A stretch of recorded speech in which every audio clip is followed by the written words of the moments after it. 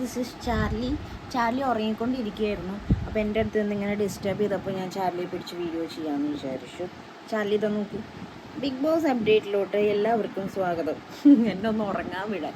Okay, അപ്പോൾ ഇന്ന് big ബോസിൽ നടന്ന ഒരു സംഭവം നിങ്ങൾ എത്ര പേര് ശ്രദ്ധിച്ചെന്ന് എനിക്കറിയില്ല. ഒരാൾ അകത്തോട്ട് വന്നിട്ടുണ്ട്.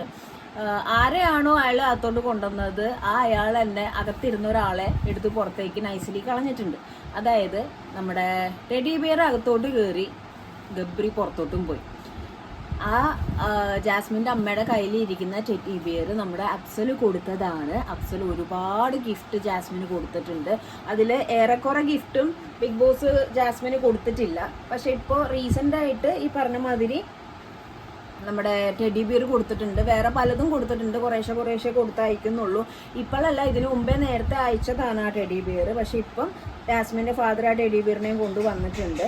അപ്പോൾ അഫ്സൽ എന്ന് പറയുന്ന വ്യക്തിയെ പറ്റി ഞാൻ കൂടുതൽ ഇവിടെ ഡിസ്കസ് ചെയ്യുന്നില്ല. കാരണം അതിൻ്റെ സംഭവങ്ങളൊക്കെ നമ്മൾ സംസാരിച്ച് തീർത്തതാണ്. ആൾ സ്റ്റോറി ആക്കിയിട്ട് കൺക്ലൂഡ് ചെയ്തതാണ്.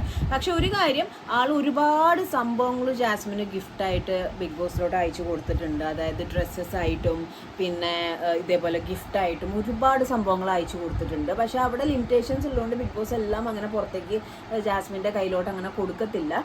അപ്പോൾ ഞാൻ പറഞ്ഞ ഇതാണ്, ടെഡി ബിയർ ആയിട്ട് അഫ്സൽ അകത്തോട്ട് കയറുകയും ജാസ്മിൻ്റെ വാപ്പ ആ മാല എടുത്ത് മാറ്റി, അതേപോലെ ഗബ്രിയുടെ ഫോട്ടോ എടുത്ത് മാറ്റി പുറത്തേക്ക് നൈസായിട്ട് കളഞ്ഞിട്ടുണ്ട്. പുറത്തിറങ്ങിയിട്ട് ഇനി ഇവർ തമ്മിൽ സംസാരിച്ച് പാച്ചപ്പാവോ കാര്യങ്ങളൊന്നും നമുക്കറിയത്തില്ല. നന്നാവാൻ എല്ലാവർക്കും ഒരു അവസരം കൊടുക്കുന്നത് വളരെ നല്ലതാണ്. ജാസ്മിൻ അങ്ങനെ റിയൽ മനസ്സോടുകൂടി ജെന്യൂനിറ്റി ആയിട്ട് ക്ലിയർ ആവുകയാണെങ്കിൽ നല്ല രീതിയിൽ പോട്ടെ. അല്ല ഒരു രീതിയിലും ചേരാൻ പറ്റില്ല എന്നാണെങ്കിൽ പിരിയട്ടെ. അതൊക്കെ അവരുടെ പേഴ്സണൽ ഇഷ്ടമാണ്. അപ്പോൾ എന്തായാലും ജാസ്മിൻ്റെ പാരൻസ് അഫ്സലിനെ കൊണ്ട് അകത്തോട്ട് വന്നിട്ട് ഗബ്രിയെ നൈസായിട്ട് മോനെ പരിപാടി വേണ്ട, നിർത്തിക്കോ, ഞാൻ ഈ സംഭവം അങ്ങ് എടുക്കുക, ഇത് ഞാനങ്ങ് എടുക്കുക എന്നും പറഞ്ഞിട്ട് എടുത്ത ആളെ പുറത്തേക്ക് വെച്ചിട്ടുണ്ട്.